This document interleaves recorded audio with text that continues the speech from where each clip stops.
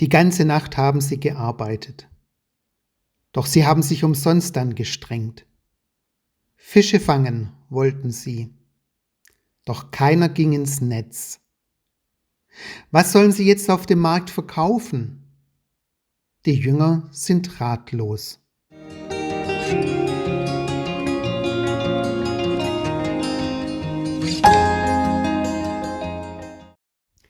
Es wird hell. Es macht keinen Sinn mehr, noch einmal die Netze auszuwerfen. Wenn Sie schon in der Nacht nichts gefangen haben, fangen Sie erst recht nichts, wenn die Sonne scheint. Also fahren Sie mit Ihrem Boot zurück an Land.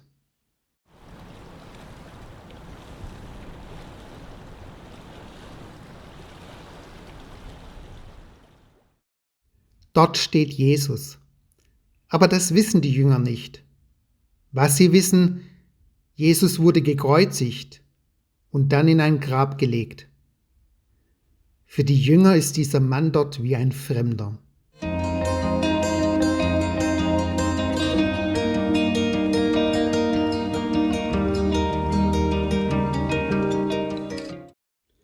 Dann fragt Jesus: Liebe Kinder, habt ihr keinen Fisch zu essen?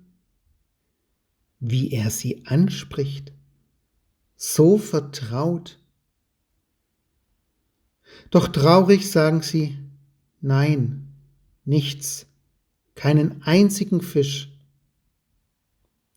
Dann fahrt mit dem Boot noch einmal hinaus auf den See, sagt Jesus, und werft eure Netze aus.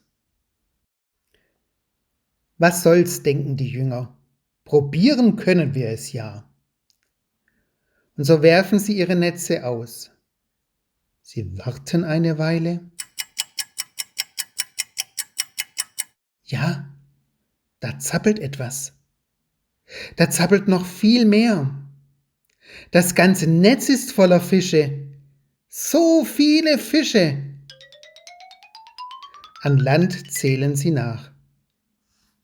150, 151, 152, 153 Fische. Ein Riesenfang. Ein Wunder, dass das Netz nicht gerissen ist.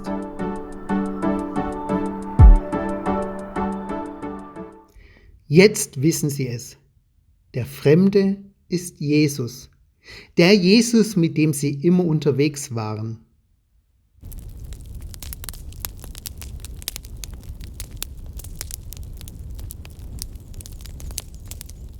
An Land brennt ein Lagerfeuer. Darauf braten Fische. Auch Brot liegt da. Es duftet köstlich. Dann lädt Jesus sie ein. Kommt und esst.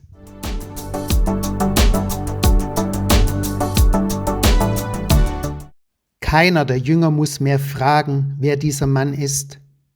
Alle wissen es. Dann nimmt Jesus das Brot und teilt es.